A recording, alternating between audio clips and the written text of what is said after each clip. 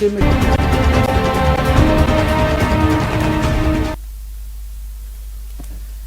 Minute में 20 खबरों में आपका स्वागत है। आपके साथ मैं हूं स्वप्निल। अगले 20 मिनट में आपको देश दुनिया की 20 ऐसी खबरें बताने वाले हैं जो इस वक्त न केवल सुर्खियों में है बल्कि दिलचस्प और अहम भी हैं। तो शुरू करते हैं 20 मिनट में 20 खबरों का सिलसिला। सबसे पहले देखते हैं राजस्थान की कौन कौन सी खबर इस वक्त अहम है। बसों में चढ़ने के लिए स्टूडेंट्स में मची होड़ देखिए, जिसे देखो वही एक दूसरे को धक्का दे रहा है। जान जोखिम में डालकर बस से लटक रहा, क्योंकि तय समय पर पहुंचना है। देर से पहुंचने वाला इम्तिहान देने से वंचित रह जाएगा। तस्वीरें दौसा की, जहां पीटीईटी परीक्षा से पहले प्रशासन के तमाम दावे हाफते नजर आए। जिला मुख्यालय पर राजस्थान रोडवेज की बसें खचाखच भरी थी। परीक्षार्थी बसों में सीट लेने के लिए मशक्कत कर रहे थे। इस दौरान परीक्षार्थी खिड़कियों से बसों के अंदर प्रवेश करते दिखे। महिला परीक्षार्थी भीड़ में बेबस नजर आईं। अपना बस में सीट लेने के लिए एक मारामारी हो रही है, जबकि किसी ने भी मास्क नहीं लगा रखा है। इतना कोविड-19 चल रहा है, जगह जगह कई राज्यों में कोविड-19 फैल रहा है। इसके बावजूद भी पर्याप्त व्यवस्था जिला प्रशासन की ओर से नहीं की गई, राजस्थान रोडवेज की ओर से नहीं की गई, बसों की अतिरिक्त व्यवस्थाएं नहीं की गई। ऐसे में बसों की अतिरिक्त व्यवस्थाएं नहीं होने के कारण ये हालात यहाँ देखने को मिल रहे हैं। मुल्क की हिफाजत के लिए, तिरंगे की आन बान और शान के लिए देश की सीमा पर तैनात निगहबानों को काफी परेशानियों का सामना करना पड़ता है। यहाँ तक कि सीमा चौकियों पर देश के रखवालों को पीने के पानी के लिए भी मशक्कत करनी पड़ती है, जिसके लिए बीएसएफ ने अब जैसलमेर की सभी सीमा चौकियों पर नहर का पानी पहुँचाने की कवायद शुरू कर दी है।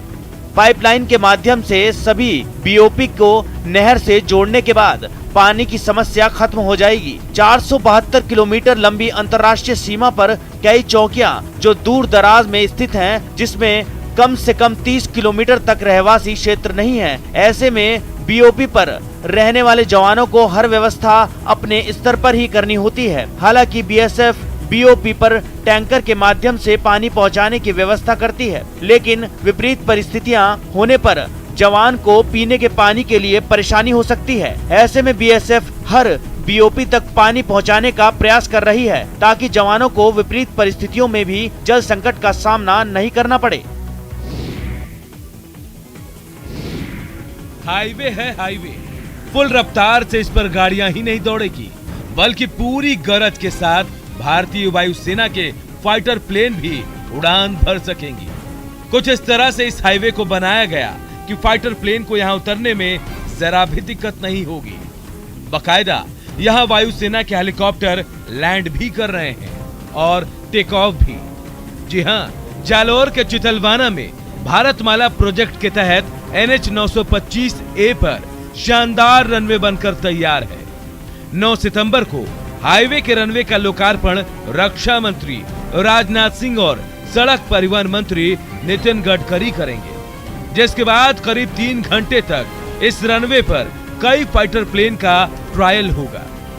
जालौर जिले के चितलवाना में विशेष रूप से सेसावा व अगड़ावा गांव के बीच 3 किलोमीटर लंबी हवाई पट्टी का निर्माण किया गया है। करीब 3 किलोमीटर लंबी हवाई पट्टी 33 मीटर चौड़ी है और यहाँ पर 8 व 9 सितंबर को भारतीय वायुसेना के फाइटर प्लेन उड़ान भरेंगे। तो अब देख लेते हैं कुछ अन्य राज्यों की खबरें।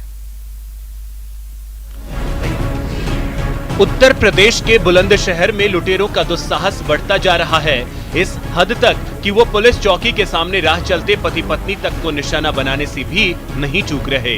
ताजा मामला बुलंदशहर सिटी कोतवाली क्षेत्र के काला आम पुलिस चौकी के सामने का है, जहां बाजार से लौट रहे दंपत्ति को बाइक सवार 2 लुटेरों ने निशाना बनाया और पिस्टल के बल पर सोने की चेन और एक सोने का कड़ा लूटकर हथियार लहराते हुए फरार हो गए। उन्होंने दोनों पिस्टल लिए, मेरी चेन तोड़ी है पहले तो, और फिर मेरे पास सोने का कड़ा पहना हुआ था, वो निकाल लिया तो निकालते हुए दिखाया, हथियार लहराते हुए निकल गए। जैसे ही पुलिस को सरेराह लूट की सूचना मिली, एएसपी और एसपी सिटी दल बल के साथ मौके पर पहुंच गए और सीसीटीवी फुटेज की जांच के बाद जल्द से जल्द आरोपियों को दबोचने का दावा किया। अभी हम लोग मौके पर पुलिस आ गई है और अभी हम लोग इनकी तहरीर लेके इसका कर रहे हैं। सर पिस्टल की नोक पर जो कितने के जेवरात इनसे लूट लिए गए हैं, कुछ पता लगा? ये चीज़ अभी हम वेरीफाई करेंगे, अभी हम सीसीटीवी वगैरह फुटेज निकालेंगे। अगर ऐसा हुआ है तो तुरंत से तुरंत कार्रवाई होगी, तुरंत पकड़ने की कोशिश। यूपी के मुगलसराय पुलिस की अवैध वसूली लिस्ट वायरल कर चर्चा में आया बर्खास्त सिपाही अनिल सिंह पशु तस्करों के गिरोह का सरगना निकला। स्वाट टीम और बबूरी पुलिस ने गिरोह के 7 सदस्यों के साथ सरगना अनिल सिंह को बनौली चट्टी के पास से गिरफ्तार कर लिया। तस्करों के पास से चोरी की पिकअप, 17 मोबाइल फोन, सोने की 2 चेन, 3 अंगूठी और तकरीबन 17,000 रुपए बरामद हुए। पुलिस ने आरोपियों को जेल भेज दिया। दरअसल पुलिस टीम को मुखबिर के जरिए सूचना मिली थी कि मिर्जापुर जनपद के डवक क्षेत्र से चोरी की पिकअप पर पशुओं को तस्करी के लिए ले जाया जा रहा था। पुलिस ने बनौली चट्टी के पास घेराबंदी कर 7 तस्करों को पिकअप लदे गोवंश के साथ धर दबोचा, जिसमें गिरोह का सरगना अनिल सिंह भी शामिल था। अनिल बर्खास्त सिपाही है। गौरतलब है कि सिपाही अनिल कुमार सिंह पर भ्रष्टाचार के कई आरोप लगे थे, साथ ही जनता के साथ दुर्व्यवहार और पुलिस की छवि खराब करने के गंभीर आरोप भी लगे थे, जिसके बाद अनिल के खिलाफ विभागीय कार्रवाई करते हुए बर्खास्त किया गया था। कहानी कहने के लिए तस्वीरों को जुबान की जरूरत नहीं पड़ती। यकीन नहीं होता तो इन तस्वीरों को देखिए। आवाज भले ही सुनाई नहीं दे रही हो, लेकिन भाव भंगिमाएं पूरी कहानी विस्तार से कह रही हैं। आपके टीवी स्क्रीन पर उस सीसीटीवी का फुटेज चल रहा है जो बिहार के मुंगेर में बड़ी तेजी से वायरल हो रहा है। वीडियो जमालपुर रेलवे स्टेशन के नजदीक होटल हिल व्यू का है। नशे के हालत में 2 व्यक्ति काउंटर पर आते हैं, एसी रूम का भाड़ा पूछते हैं और रूम का भाड़ा 900 सुनते ही तैश में आ जाते हैं। भद्दी भद्दी गालियां देने के साथ साथ हाथापाई भी करने लगते हैं, जिसके बाद मैनेजर को मालिक को बुलाने का हुक्म सुनाने के साथ रंगदारी देने की बात भी करने लगते हैं। शराबी गुस्से में होटल का रजिस्टर उठाकर बाहर फेंक देता है। वहीं घटना की सूचना के बाद एक्शन में आई जमालपुर पुलिस ने उस व्यक्ति की तलाश शुरू कर दी है। थानाध्यक्ष के अनुसार सीसीटीवी में कैद शख्स की पहचान कर ली गई है, जिसे जल्द ही गिरफ्तार कर लिया जाएगा। बिहार के छपरा से रोंगटे खड़े कर देने वाला एक वीडियो सामने आया है, जहां रेत का अवैध खनन करने वाले गिरोह से जुड़े लोगों ने पुलिस पर हमला कर दिया और उन्हें दौड़ा दौड़ा कर पीटा। वहां से आई एक तस्वीर में पुलिस वाले को कुछ लोग डंडे से पीटते दिखे। इससे पहले उस पुलिस वाले को जैसे ही बदमाशों ने घेरा, वो अपनी जान बचाने के लिए सड़क पर दौड़ पड़ा, लेकिन हमलावरों ने पीछा कर उस पुलिस वाले को पकड़ लिया। इसके बाद तो समझिए उसकी शामत आ गई। कोई पत्थर तो कोई डंडे लेकर उस पर टूट पड़ा। पुलिसकर्मी के पास पिस्टल भी है, लेकिन वो फायरिंग नहीं कर पाता। इस वारदात में 7 पुलिस वाले घायल हो गए, जिसके बाद आरोपियों के खिलाफ केस दर्ज कर लिया गया है। पुलिस वालों की पिटाई की तस्वीरें बता रही हैं कि बिहार में रेत खनन माफिया किस कदर बेखौफ हो चुके हैं, जिनके सामने पुलिस वाले भी पस्त नजर आ रहे हैं। निर्माण के 1 साल बाद ही छत उखड़ने लगे तो न कुछ कहने की गुंजाइश बचती है, न कुछ सुनने की। हैरान परेशान करने वाली तस्वीरें बिहार के नालंदा से आई हैं। जी हां, 1 साल पूर्व ही करीब 18 करोड़ की लागत से सिलाव प्रखंड कार्यालय का चकाचक निर्माण कराया गया था, लेकिन साल गुजरते गुजरते ही भवन की छत जर्जर होने लगी। सिलाव प्रखंड कार्यालय की छत हाथों से ही उखड़ रही है। हालांकि मामले को दबाने के लिए संवेदक ने छत का मरम्मत भी कराया, लेकिन फिर भी छत उखड़नी बंद नहीं हुई। यहाँ पर देख सकते हैं, ये है हमारी छत, ये प्रखंड कार्यालय सिलाव की छत है। इसका हाल क्या है कि जिस तरह से ये हाथों से उखड़ रही है, आप देख सकते हैं, ना तो इसमें गिट्टी नज़र आ रही है और ना ही सीमेंट नज़र आ रही है। तो पूरे एक तरह से यह देखिए क्या स्थिति है। आप समझ सकते हैं कि क्या यही छत की ढलाई हुई है। मामले के खुलासे के बाद डीएम योगेंद्र सिंह ने गंभीरता से जांच कराने और उस पर कार्रवाई करने की बात कही है। उत्तराखंड के टिहरी गढ़वाल में स्वास्थ्य सुविधाओं का हाल बेहाल है। डॉक्टरों और मेडिकल स्टाफ की कमी के चलते दूर दराज से आने वाले मरीजों को खासी परेशानी का सामना करना पड़ता है और ऋषिकेश, देहरादून तक के चक्कर लगाने पड़ते हैं। लेकिन जिम्मेदार से पूछिए तो जवाब इस अंदाज में देते हैं जैसे सवाल पूछने वाले ने ही गलती कर दी हो।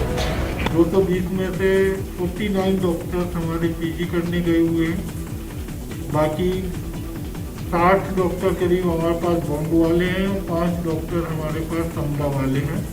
इनमें से 14 डॉक्टर हमारे पास स्पेशलिस्ट हैं। तो एक दो जगह मेरी जानकारी में आया है कि मतलब सीएमओ का कहना है कि डॉक्टर और मेडिकल स्टाफ की कमी को दूर करने के लिए प्रयास किए जा रहे हैं, लेकिन लाख टके का सवाल अब भी वही है, आखिर कब तक? इस सवाल का जवाब किसी के पास नहीं। मौत की मॉक ड्रिल को लेकर चर्चा में आए श्री पारस हॉस्पिटल की जमीन की खरीद में 23,35,000 रुपए की स्टाम्प चोरी की पुष्टि हुई है। मामला यूपी के आगरा का है। श्री पारस अस्पताल की जमीन की खरीद में बड़ा खेल हुआ है।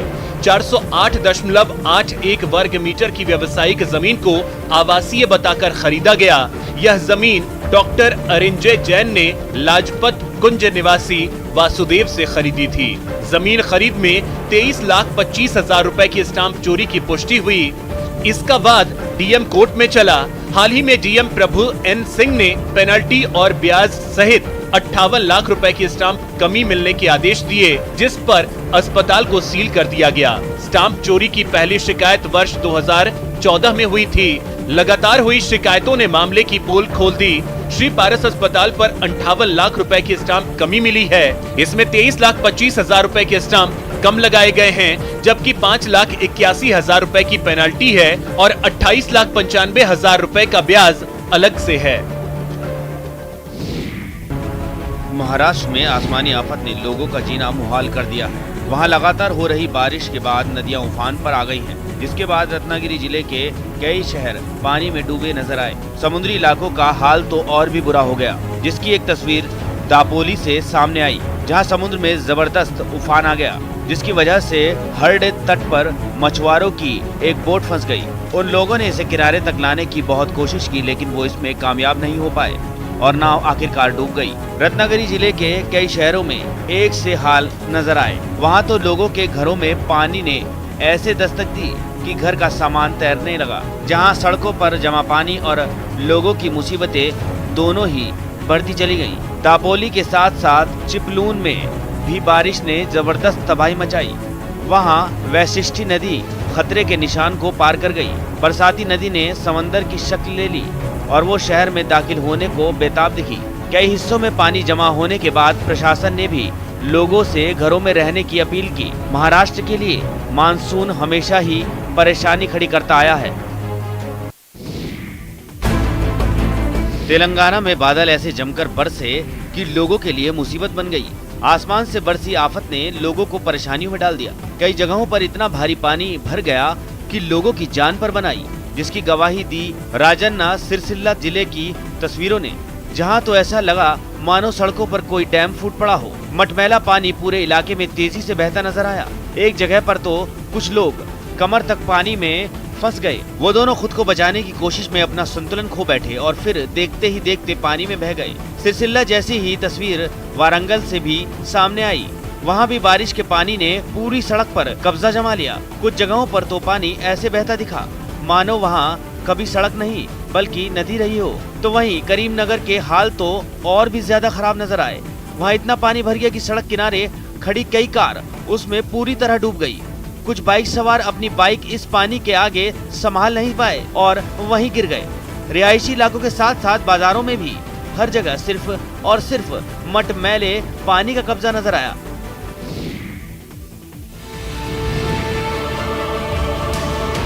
एक दूसरे पर पत्थर फेंकते ये लोग एक परंपरा को निभा रहे हैं। तस्वीरें छिंदवाड़ा के पांडुर्णा की है। यहाँ विश्व प्रसिद्ध मेला गोटमार शुरू हो गया है। मेले की शुरुआत में सुबह नदी के बीच में झंडा लगाया गया। इसके बाद सावर गांव और पांडुर्णा दोनों पक्षों के बीच से पत्थरबाजी शुरू हुई।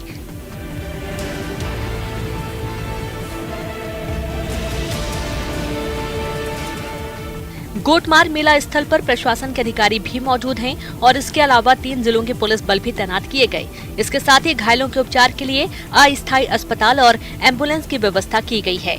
गोटमार परंपरा को लेकर सवाल उठते रहे हैं, बावजूद इसके छिंदवाड़ा में ये जारी है।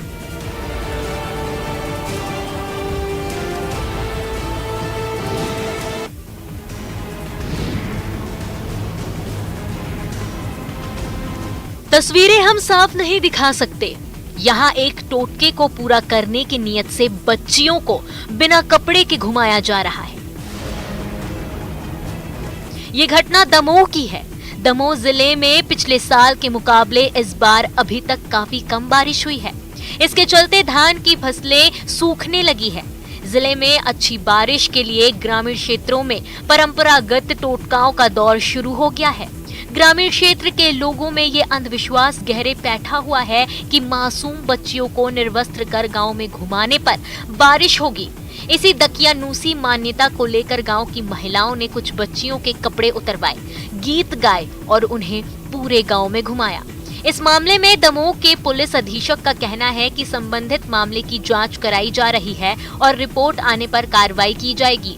वहीं इस पूरे मामले पर राष्ट्रीय बाल संरक्षण आयोग ने संज्ञान ले लिया है और जिला कलेक्टर से जवाब तलब किया है।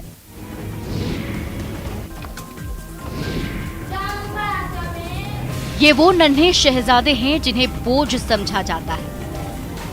ये वो नन्ही कोपले हैं जिन्हें खिलने से पहले ही मुरझाने के लिए छोड़ दिया जाता है। और उम्मीदों से लबरेज ये वो नई पौध है जो देश का भविष्य बनने का मादा तो रखती है, लेकिन उपेक्षा और तिरस्कार इन्हें जीने नहीं देता। कैलाशपुरी मोहल्ले में 2 दशक से चल रहे इस विकलांग स्कूल में समाज से तिरस्कृत ऐसे ही दिव्यांग बच्चों की प्रतिभा को न सिर्फ सजाया और संवारा जाता है, बल्कि इज्जत के साथ सिर उठाकर जीने की नई राह भी दिखाई जाती है। किसी के हाथ नहीं है तो किसी के पांव साथ नहीं दे रहे, कोई देख नहीं सकता तो किसी में सुनने की क्षमता नहीं है, फिर भी हौसला ऐसा कि बड़े बड़ों को मात दे दे। विकलांग स्कूल ने उन्हीं दिव्यांग बच्चों की प्रतिभा को निखारा और आज उनमें से 450 से भी ज्यादा दिव्यांग प्रतिभाएं निजी कंपनियों में दमखम दिखा रही हैं, तो 22 दिव्यांग छात्र सरकारी नौकरी कर रहे हैं। सबसे पहले मेरी ये डिमांड है कि इनके लिए टेम्परेरी जो शेड होने चाहिए, पक्के शेड, जिसमें ये बच्चे आराम से क्लासरूम के बीच में बैठ के पढ़ सके। मुश्किलें आपने सुन ली, अब इन मुश्किलों की तस्वीर देखिए। वादियों में क्लास लगी है, साए साए करती हवा के बीच बच्चे बैठे हैं। शिक्षक जोर लगाकर नौनिहालों को पढ़ा रही हैं, लेकिन उस्ताद की जुबान से निकले कई अल्फाज स्टूडेंट्स तक नहीं पहुंच पा रहे। तालीम की राह में मुश्किलें सिर्फ हवाएं ही नहीं पैदा कर रही, यहाँ मौसम भी पढ़ाई लिखाई का मजा किरकिरा कर देता है। सर्दियों में क्लास लगाना मतलब बच्चों को हाड़ चीर देने वाली बर्फीली हवाओं में झोंक देना। एक अदद इमारत की और उसी युवा टीम के एक सदस्य भारत के मिनिस्टर ऑफ स्टेट